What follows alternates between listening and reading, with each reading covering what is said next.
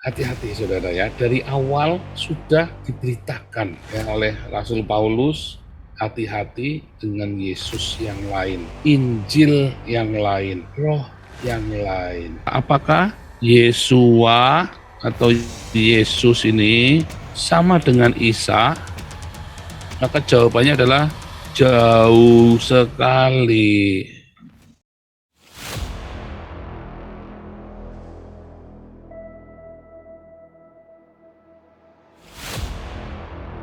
Tapi sebelumnya tolong semuanya di-subscribe dulu ya YouTube-nya dan di-like dulu ya. Selalu ingatkan untuk subscribe dan selalu di-like. Kita membahas, kebetulan bulannya menjelang Natal. Wah, katanya Natal pagan, kok merayakan enggak apa-apa. Ini kan perayaan Eropa, saudara. Saya kan masuk di Eropa, ini kan budaya Eropa. Jadi nggak usah sok-sokan jadi Yahudi lah. Kita mengerti Yesus tidak lahir tanggal 25 Desember. Tetapi selama hampir 2000 tahun, Natal ya menjadi budaya Eropa ya, dimulai dari dekret Paus Julius yang pertama tahun 350. Itulah 25 Desember dijadikan tanggal resmi perayaan Kristen pagan ya. Boleh nggak merayakannya? Boleh-boleh saja. Anda merayakan Imlek, Cap Gomeh, ya, Satu Suro, semua boleh ya. Selama kamu merayakannya untuk Tuhan dan apa yang dilakukan dalam perayaan itu, saudara ya. Jadi nggak ngawur-ngawuran. Hari ini kita membahas tema yang sedang heboh, yaitu Yesus dengan Isa. Tetapi kita masuk supaya lebih dalam dong ya. Yesua, Yesus, sama nggak sih? Karena orang Islam kan suka mocking kan, kok jadi Yesus namanya sama, kok jadi Isa namanya kan sama kan? Kenapa Yesua jadi Isa? Kan jauh saudara. Sama, Yosua dengan Yesus lebih dekat, cuma beda A dengan S. Lah kalau Yesua jadi Isa, rubah berapa nama tuh? Yeshua 6 dijadikan cuma 3. Atau kalau nggak pakai H, Yesus, Yesua, Yesua, A-nya kalau bahasa Yunani jadi S. Nah, kalau Isa cuma tinggal apanya? Yesua, Isa. Wah, nggak nyambung, saudara ya. Lebih nggak nyambung lagi, ya. Jadi jangan mau di-framing ya, saudara ya. Anda jangan mau di-framing dengan anggapan-anggapan yang tolol dan bodoh seperti itu. Nah, ternyata, saudara, Yesua, Yesus, dan Isa ini adalah sebuah politik, tragedi politik ya dari Yesua, Yesus, dan Isa. Ini adalah sebuah tragedi politik Yahudi, Roma, dan Arab. Serem ya. Ya, nggak sekedar cuman sama apa enggak, saudara ya. Ini sama dengan yang dikorbankan itu Ismail atau Ishak. Kapan sih Ismail itu disebut dikorbankan? Orang-orang Islam di awal-awal ya tahun 800-an itu semua sepakat Ishak, saudara. Baru mulai akhir abad ke-10 tahun 900 sekian itu ya, baru tuh mulai tuh si siapa itu Al-Qadir ya. Lalu kemudian abad ke-14 saudara ya, masuknya Ottoman ke menjajah Bizantin itu. Ya, itu mulai digembuskan dengan kuat sekali ya. Nah, mulai disitulah Ishaknya jadi Ismail ya. Pelan-pelan ya dirubah ya. Nanti saya tunjukkan ya satu-satu ya risetnya ya. Ada jurnal ya, ada penelitiannya. Yang saya ngomong ini saya nggak asal ngomong. Dari dulu kita sudah bahas ya berkali-kali. Tadinya orang-orang Arab itu taunya yang akan dikorbankan ya adalah Ishak. Baru kemudian abad ke-10 mulai berubah, dicetuskan abad ke-14 itu mulai dibombardir ya. Termasuk Injil Barnabas itu ya, termasuk Injil Barnabas dengan tujuan adalah untuk mengislamkan seluruh Turki itu, saudara. Dan berhasil ya, berhasil. Nah ini sama ya dengan Yesua, Yesus, dan Isa. Mengisakan Yesua. Wah ini heboh ya, heboh sekali para apologet ini ya ikut campur. Orang-orang para polemikus Islam dan apologet Kristen semua ikut bicara ya. Tidak ada yang berani bicara dengan jelas dan tegas. Kalau Anda tanya saya, simple, beda.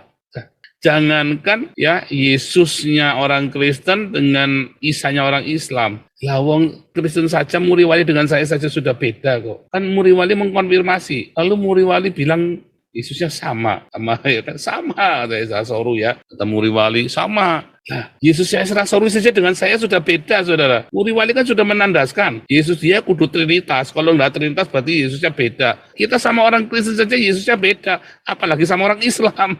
Ya, jadi jelas beda. Nggak ada yang berani tegas ya, beda ya. Loh kita sama-sama orang Kristen, Yesusnya aja bisa beda kok. Sama-sama Kristen loh, Yesusnya beda. Makanya Paulus berkata ada Yesus yang lain yang diberitakan.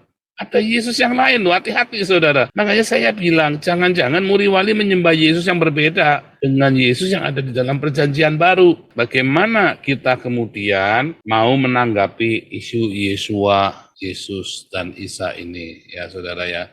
Yesua, Yesus dan Isa ini menjadi polemik yang sangat luar biasa dari zamannya Yesus sendiri maupun sampai dengan hari ini, saudara ya. Menjadi perbantahan bagi banyak orang, tokoh yang amat kontroversial ya. Makanya hati-hati saudara ya, dari awal sudah diberitakan ya oleh Rasul Paulus, hati-hati dengan Yesus yang lain, Injil yang lain, roh yang lain ya. Yang pertama ya, kita mengenali orang yang sama tapi dideskripsikan dengan cara yang berbeda. Tetapi yang kedua, orang yang berbeda tetapi kita paksa dengan deskripsi yang kita klaim yang benar. Padahal orangnya memang beda ya. Yang pertama orangnya sama, tetapi kita mendeskripsikannya dengan sudut pandang yang berbeda. Saya melihat ayah saya seorang yang sangat luar biasa. Ayah yang berani berkorban demi anak-anaknya. Dan saya bangga memanggilnya papi. Saya bangga sekali. Tapi mungkin istrinya atau mami saya mendeskripsikan suaminya dengan yang berbeda. Oh ini suamiku, ya begini. Saya bilang itu papiku, orang yang baik. Ya, mami saya mungkin beda karena dia punya pengalaman-pengalaman yang nggak baik. Nah, yang paling parah siapa saudara? Yang paling parah yang pernah digebukin sama papi saya, saudara. Ya, papi saya preman soalnya. Ya pasti pikirannya udah jauh lagi. Oh ini bajingan, kan bilangnya begitu saudara ya. Jahat lah beginilah begini. Kalau papi saya preman, bener-bener preman ya. Kayaknya satu kota itu pernah digebukin semua. Mungkin pernah digebukin semua. Aduh memang jahat sekali katanya ya. Wah, tante saya kalau cerita papi saya itu ya. Aduh, orang yang nggak pandang besar, kecil, pejabat, tentara, semua digebukin sama papimu itu. Sampai kita tuh kalau udah sore-sore, udah jam 7 belum pulang, kita muter, pasti lagi kelahi. Tiap hari kerjanya kelahi. Kita putar ya, jadi kakak-kakaknya perempuan semua itu nyariin ya, pasti lagi kelahi. Bener lagi kelahi. Setiap malam kalau jam 7 belum pulang, pasti lagi kelahi. Cari ya, di bukit ini, di kuburan itu, di lapangan ini, pasti lagi kelahi. Tiap hari, tiap sore. Nah, jadi orangnya sama, tetapi tiap orang mendeskripsikan, oh ini namanya ini. Tapi saya di kalangan teman-temannya dipanggilnya A. Sementara di rumahnya dipanggilnya B. Tapi saya memanggilnya papi. Mami saya memanggilnya C. Oh, berarti ada A, B, C, dan D. Ada 4 panggilan, saudara. Orangnya sama. Dan keempat grup ini mengelompokkan dengan deskripsi yang berbeda. Nah, lalu ada bagian yang kedua. Ini orangnya beda, tetapi dideskripsikan dengan hal yang sama sehingga salah duga. Oh, aku pikir kamu adalah ini, ternyata adalah ini. Karena deskripsinya sama, dideskripsikan sama, padahal orangnya berbeda. Banyak ya terjadi ya, deskripsinya sama persis. Pejabat, oh ya pejabat. Ganteng, oh ya ganteng. Misalnya kan, ini isinya satu, oh ya isinya satu. Orangnya gempal ya, kekar ya, iya benar, suka ketawa ya, iya. Namanya juga sama, bahkan namanya sama, persis. Ya, aku punya teman namanya si Paul, orangnya lucu dan suka bergaul. Nah, ternyata Paulnya beda. Sama-sama gempal, sama-sama lucu, sama-sama suka berteman. Ternyata orangnya beda, saudara ya. Pakai kacamata, istrinya satu, Cina. Nah, karena ada deskripsi-deskripsi lain yang kurang. Anaknya siapa? Nah, misalnya begitu kan. Rumahnya di mana? Nah, itu kan. Rumahnya di sini. Ya, nomor berapa? Nomornya pohon kurma, satunya nomornya kandang domba. Ya kan? Terus apa lagi? Nah, itu. Jadi bisa saja 2 orang dideskripsikan dengan hampir mirip yang sama. Tetapi ada 1 orang dideskripsikan dengan 4 sudut pandang yang berbeda. Makanya ya, buka wawasanmu, buka hatimu. Jadi orang itu jangan picik, jangan narrow. Buka selebar-lebarnya. Ya, Yesua, Yesus, dan Isa, politik Yahudi, Roma, dan Arab. Ya, tentu ini menarik sekali ya. Ini adalah sebuah politik ya antara Yahudi, Roma dengan Arab ya. Menarik ya. Tidak ada yang pernah kepikir ke sini ya, saudara ya. Ada sebuah politik Yahudi antara Roma dengan Arab. Itu satu, nanti kita akan bicarakan ini ya. Tapi sekarang pertanyaannya tadi, apakah Yesua dengan Yesus ini sama, saudara? Mengapa orang suka menggugat Yesus orang Yahudi kok namanya Yunani? Kenapa orang Yahudi jadi namanya Yunani? Hal itu wajar, saudara. Dari mulai tahun 300 sampai dengan 300 sebelum Masehi sampai dengan tahun 1000-1200 ya. Orang Yahudi bernama Yunani wajar. Apalagi sekarang. Orang Yahudi namanya Barat, Amerika. Banyak. Ya, misalnya profesor saya namanya Yossi Hayes atau Mika Perry. Nah, Perry ya dari mana Perry ya kan? Itu kan nama orang barat ya. Ada teman saya namanya Johnny ya, Johnny Weintraub. Loh, itu orang Yahudi ya, bapak ibunya Yahudi. Namanya Johnny Weintraub. Ya kan kalau Benyamin Netanyahu jelas nama Yahudi, saudara. Jadi kalau ada orang Yahudi punya nama Yunani, contohnya misalnya siapa, saudara? Josephus Flavius, ya kan? Ini orang Yahudi loh, namanya Yunani, saudara. Jadi bisa kan? Namanya misalnya Nachmanides, Maimonides, ya kan? Nachmanides, Maimonides, ya kan? Ini kan nama Yunani banget, saudara ya. Nachmanidus, ya, dan Nachmanidus, Maimonides. Oh, ini rabai terkenal ya. Ini yang di atas namanya Ramban, namanya Rambam. Nachmanides, akhiran ini kan menunjukkan dia namanya udah diganti Nachman, Maimon, ya Nachmannya jadi Nachmanidus, Maimonides, sama ya. Jadi sangat wajar saat itu kalau nama itu bisa seperti itu ya. Paham ya? Jadi antara nama di zaman itu, bahkan di zamannya Daniel, Sadrah, Mesa, Abednego, kita buka ya, di dalam Daniel 1 ya. Ada orang Yehuda, Daniel, Hananya, Misael, Asaria. Daniel dinamai Belsasar, ya, Hananya dinamai Sadrah, Misael dinamai Mesa, Asaria dinamai Abednego. Sampai hari ini kita kenalnya Sadrah, Mesa, Abednego, ya kan? Anda jarang mengenal kata Hananya. Adanya Hananya Naftali, ingat Hananya Naftali ya, yang di Instagram itu ya. Hananya itulah Sadrah, Misael, Mesa, Asaria, ya, jadi Abednego. Daniel sendiri ini biasa, cuman kita lebih mengenalnya Daniel ya, saudara ya. Ada penggantian nama dengan nama-nama Babilonia, nama-nama Aramaik ya, nama-nama Babel, dan itu wajar. Hadassah, Esther, jadi Esther kan? Hadassah, buku Esther kan? Hadassah itu. Jadi jangan bingung ya. Ingat, saudara ya, ini semua gara-gara tadi ya, politik tadi ini ya, yang Anda nonton ini tadi. Ya, perang Israel dengan Hamas. Nah, kita kembali ya. Perang Israel dengan Hamas ya, dimulai dari tahun 1948.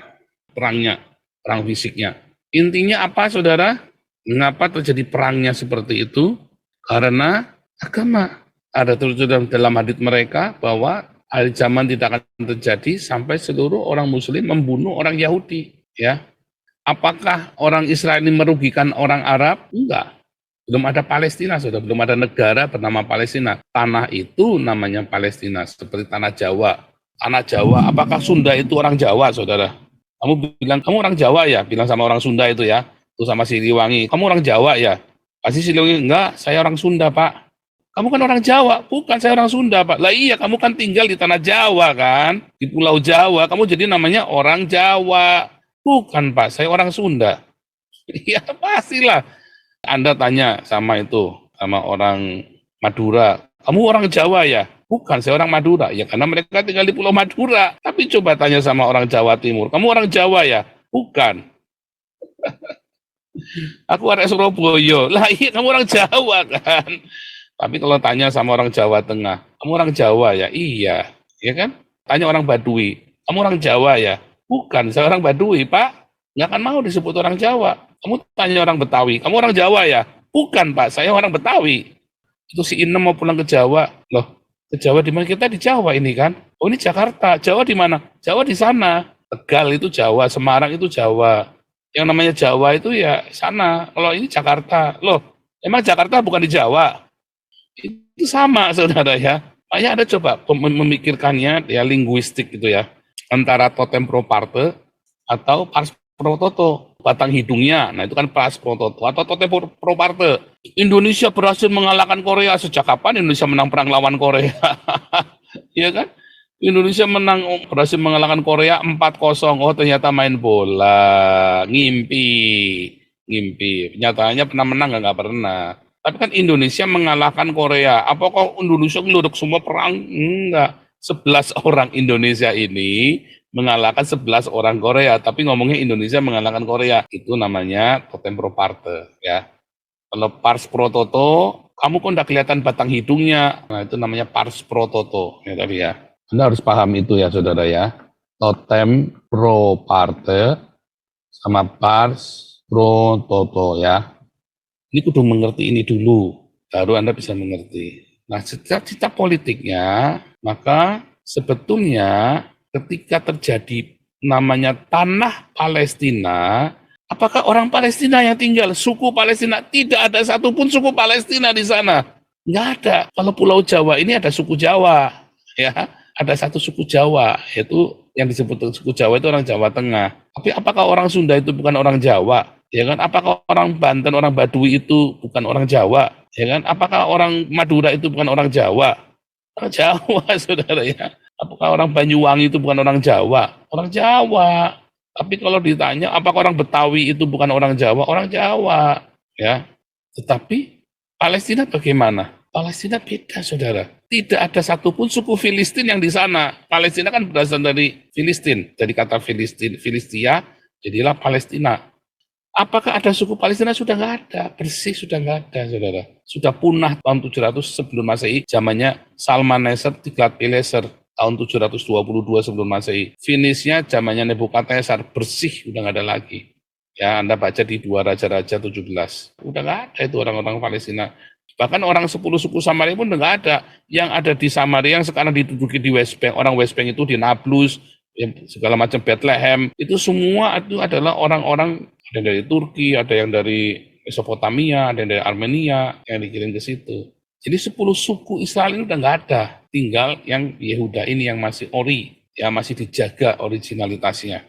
Jadi kalau ditanya, tanahnya namanya Palestina, karena dikasih nama sama Hadrianus. Sekitar tahun 135, tahun 200, dikasih nama Palestina. Diusir semua orang Israelnya, dikasih nama Palestina. Supaya orang lupa bahwa itu sebenarnya tanahnya namanya Israel. Supaya orang lupa sengaja. Nah, itu yang paling penting. Bahwa tanah itu diberi nama Palestina oleh Hadrianus supaya tidak ada lagi Israel di muka bumi ini, dihapus dari peta dunia. Lenyap, selesai sudah. Sejak tahun 200 persisnya sudah nggak ada lagi tanah yang namanya Israel, diganti oleh seorang Roma yang bernama Hadrianus. Ya, itu yang paling penting. Lalu entah dari mana ujuk-ujuk hari ini tahun 1948 orang saya ini suku Palestina, genosida orang Palestina. Sebentar, kalau namanya genosida itu apa artinya? Kamu baru 15.000 mati bilang genosida. Lalu yang dibunuh sama orang Turki ada 1 juta orang Armenia yang dibunuh itu namanya apa? Lalu 6 juta yang dibunuh orang sama Hitler itu namanya apa? Itu 6 juta loh. Ini kamu baru 15.000. Lalu yang 100.000 mati itu dibunuh sama Yemen itu 200.000 itu namanya apa? 200.000 mati ya. Apa yang di Suriah itu namanya apa? 200.000 lagi mati lagi. Bukan genosida itu namanya. Tapi ini kan satu bangsa apa? Tidak ada bangsa Palestina. Karena yang di Gaza ini orang Mesir. Tadinya dari Mesir. Yang di West Bank ini orang Yordania. Yang ada di Golan itu tadinya orang Syria. Itu kenyataannya. Tadinya kan Gaza memang punya Mesir.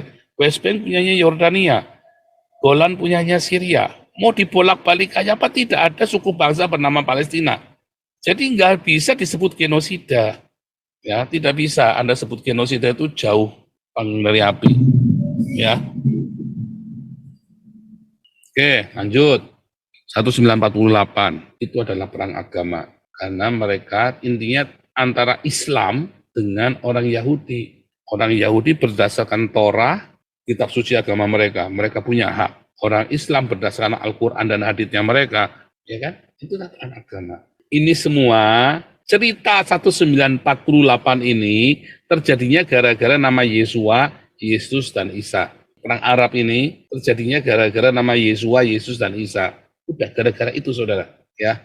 Gara-gara Yesua, Yesus dan Isa jadilah perang tahun 1948. Mengapa? Karena yang ngedilkan, yang membantu ngedilkan ada negara Israel itu adalah orang-orang yang memanggil nama Yesus, yaitu orang-orang evangelikal, Kristen evangelikal, ya, yang memunculkan gerakan mesianik. Gerakan mesianik itulah yang kemudian jadi Zionis, ya, di abad ke-19 itu ya, abad 1920, gerakan mesianik Yahudi yang percaya Yesua, Hamasyah. Lalu orang-orang memanggil nama Yesus ini, dan ada yang memanggil nama Isa, si Arab-Arab ini, ya kan?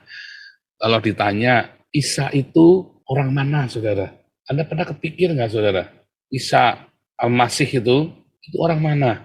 Ada yang bisa jawab nggak itu yang Islam-Islam ini, saudara? Apakah Isa ini orang Palestina, saudara? Nah ini kan pertanyaan yang nggak ada orang berani menjawab. Isa ini orang bangsa apa? Negara apa? Nah, Isa ini orang Yahudi, negaranya namanya Palestina. Gundul Mupeang. Daud itu orang mana, saudara? Daud ini orang Palestina. Nah, lalu Goliat ini orang mana? Goliat itu orang Hongkong, Pak. Gundul Mupeang. Saya nggak ngerti nih cara berpikirnya. Nah, sama Isa Al-Masih itu orang mana? Bangsa apa? Orang Yahudi, Pak. Bangsanya apa? Hongkong, Pak. Gundul Mupeang. Nah, Hongkong. Ini kan orang Israel. Bahasa Arabnya kan Israel, ya kan? Enggak. Ini kudu dibenarkan dulu semua, ya. Anda tidak harus jujur. Untuk mengerti ini harus jujur. Kalau Anda tidak jujur, Anda tidak akan ngerti. Atau Arab, saudara. Jangan-jangan Isa ini orang Arab lagi, saudara. Isa ini orang Arab ini. Bingung ya. Jadi ini sudah kacau.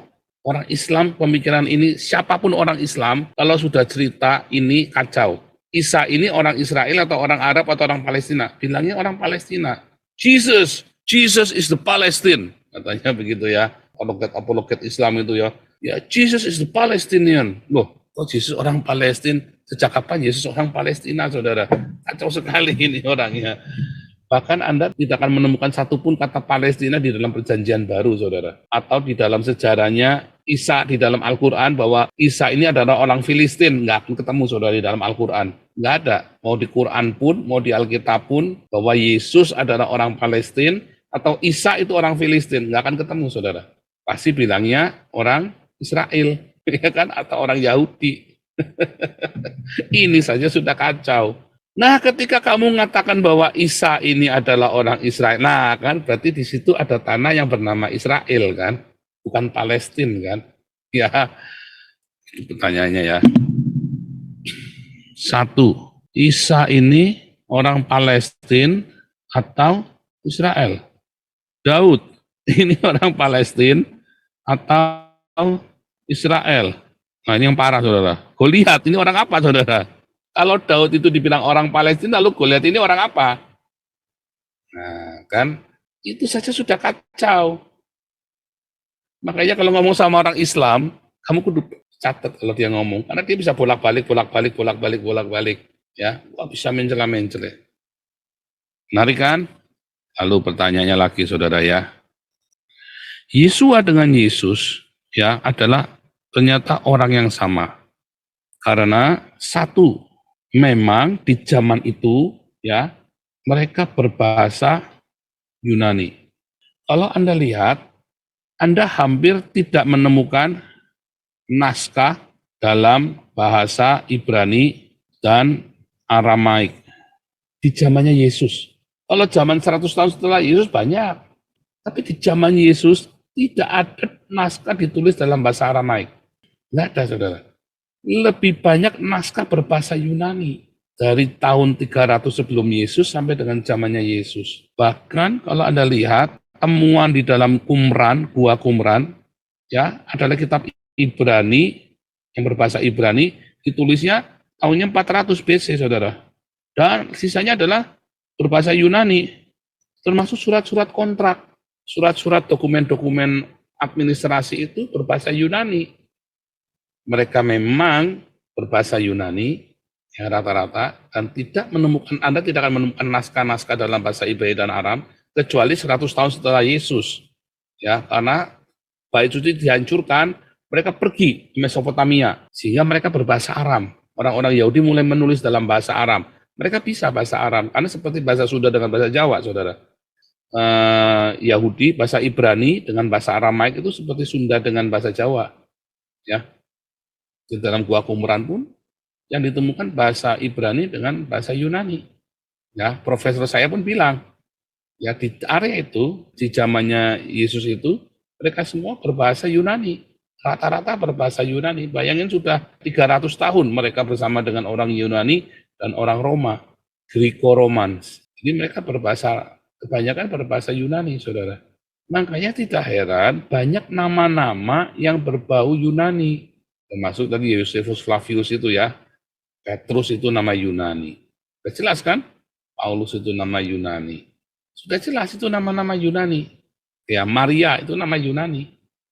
Tapi kan itu kitabnya. Kok kita kan sudah dibilangin mereka berbahasa Yunani. Anda kalau cari teks bahasa Aram enggak ada. Setelah Yerusalem diruntuhkan baru ada. Karena mereka pergi dari Yerusalem mereka ke Mesopotamia. Lalu mereka mulai menulis dalam bahasa Aram. Jadilah Pesita itu. Ya. Sebelumnya 400 tahun sebelumnya ya berbahasa Aram karena mereka di Babel. Contohnya Daniel 2 sampai 7, Esra 4 sampai 7 kita berbahasa Aram karena mereka tinggal di Babel. Tapi setelah itu mereka berbahasa Yunani. Jadi apakah Yesua ini sama dengan Yesus? Jelas sama karena ininya menjadi ya. Yang artinya nama seorang laki-laki, ya kan? Yesus, ya kan? Yesus kan namanya seorang laki-laki karena kalau maka itu perempuan. Maria jadi Marius, Theodora jadi Theodorus, ya Yohana jadi Yohanes, Filipa jadi Filipus, ya. Jadi apakah Yesua itu sama dengan Yesus? Namanya sama dengan iya, karena ini adalah gramatikal. Beda kalau Anda bilang apakah kita ini baru dari kata ya, dari gramatikal kata. Apakah Yesua atau Yesus ini sama dengan Isa? Maka jawabannya adalah jauh sekali. Yesua. Ya, ini adalah Yunani, nama Greek. Ini adalah nama Yahudi. Ya, gramatikalnya Yesua dengan Yesus. Tapi kalau jadi Isa, ya jauh sekali, saudara. Mosea jadi Musa, ya. Isa masih masuk akal, saudara. Adam jadi Adam, Hawa jadi Hawa, ya kan? Hava kan? Harun jadi Harun. Yesua jadi Isa, ya jauh, saudara. Nggak nyambung. Dari nama saja ini sudah nggak nyambung. Dari nama saja. Satu dari nama, artinya Yesus atau Yesua tidak mungkin sama dengan Isa. Ya, sudah nggak nyambung, jauh banget. Sekarang kita cerita kultur. Nah, ya, atau ininya ya, faktanya. Tadi nama ya, sekarang fakta. Yesus, kita cerita Yesus. Yesus ini lahir dari Maria, suku Yehuda. Ini dari Maryam, suku Lewi.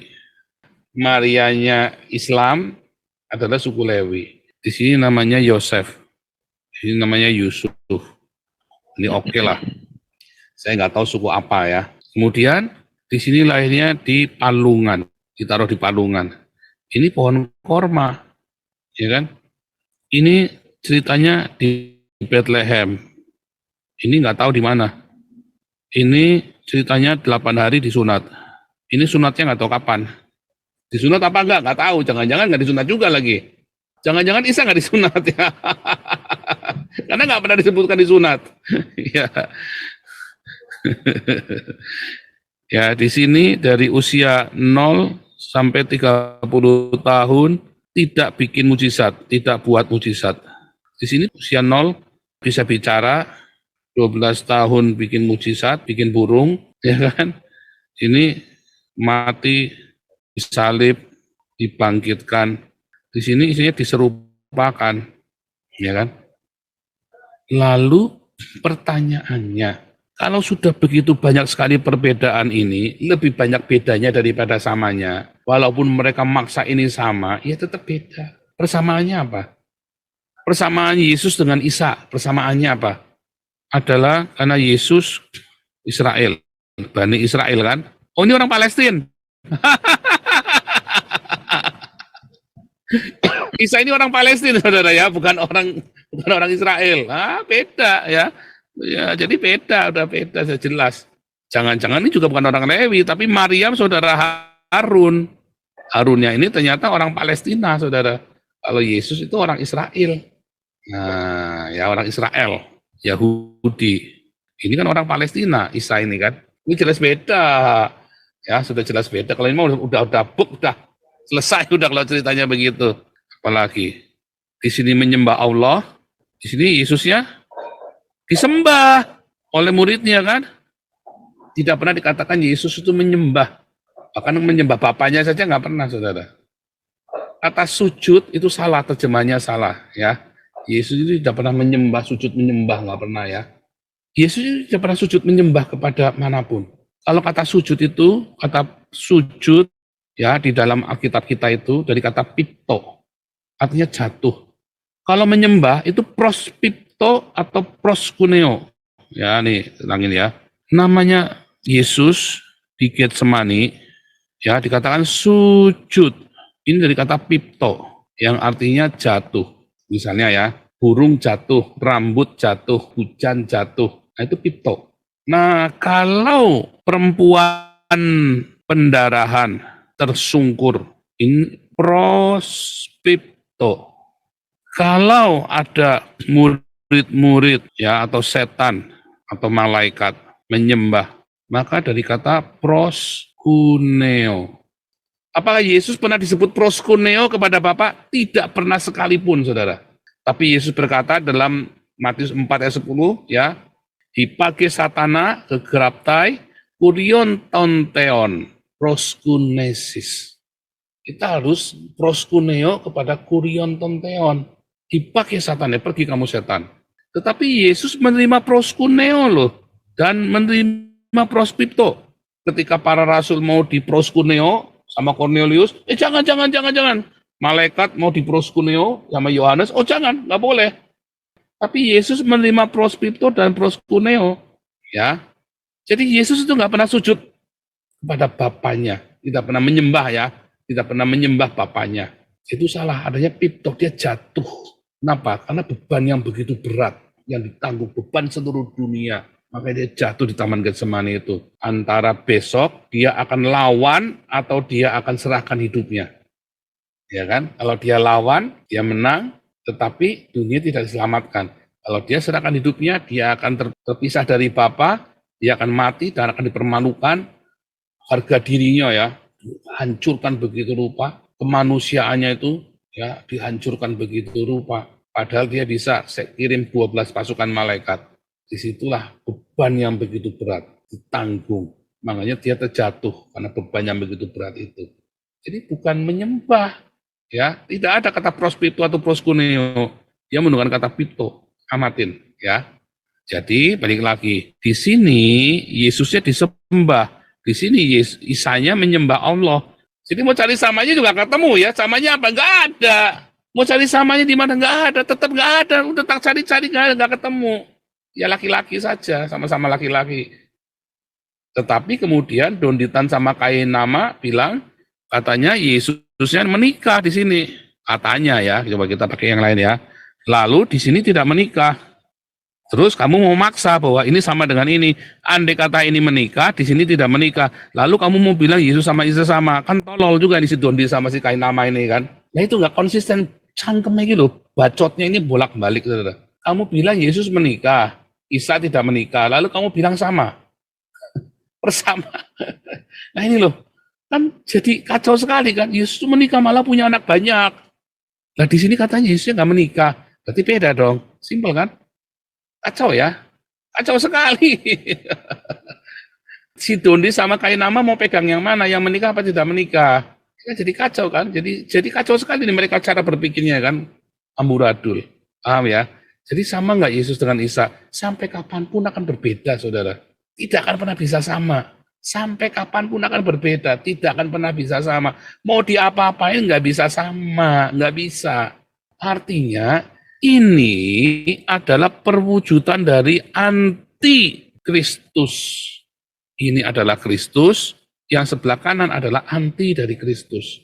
Ya, yang sebelah kiri Yesus akan datang kembali ke dunia ini untuk menyelamatkan orang Yahudi dan orang Kristen. Yang sebelah kanan Isanya datang buat membunuh orang Yahudi nanti sama orang-orang Islam. Kan edan ini. Yang sebelah kiri, Yesua atau Yesus akan datang untuk menyelamatkan orang Yahudi dan orang Kristen. Yang sebelah kanan, Isa akan datang untuk membunuh orang Nasrani dan orang Yahudi, saudara. Membunuh musuh-musuh Islam kan? Isa ini kan? Yahudi dan Nasrani kan musuh Islam kan? Jadi sudah jelas beda. Mau sampai kapan mau disama-samain nggak bisa sama. Nggak akan sama. Yang sebelah kiri Yesus akan menyelamatkan orang Yahudi dan orang Kristen. Yang sebelah kanan Isa akan membunuh musuh-musuhnya orang Islam, yaitu orang Yahudi dan Nasrani. Kelar sudah. Jadi sama apa enggak? Sampai kapanpun nggak akan sama. Mau dicari samanya, kita sudah nyari nih samanya di mana nih. Nggak ada samanya. Samanya di mana coba? Yang sebelah kiri disembah, yang di sebelah kanan menyembah. Bingung kan? Yang di sebelah kiri Yesus mengajar, memberitakan Injil. Injil itu bukan wahyu, saudara ya. Injil itu dari zamannya Daud, dari zamannya Musa. Torah itu pun Injil. Injil, kabar kesukaan, kabar keselamatan, karena digenapi. Yang sebelah kanan bawa kitab Injil. Yang sebelah kanan, Isanya membawa kitab Injil, kitab bernama Injil. Yang sebelah kiri, Yesusnya tidak membawa kitab bernama Injil, tetapi dirinya adalah Injil, adalah Evangelion, kabar selamat. Wah, tambah banyak lagi bedanya, tambah mumet kamu nanti, saudara. Intinya beda. Yang sebelah kiri, Yesusnya menggenapi Torah, yang sebelah kanan, ya Yesusnya mengajarkan ajaran baru yang namanya Nasrani, Injil. Tambah mumet lagi, kawan. Ya,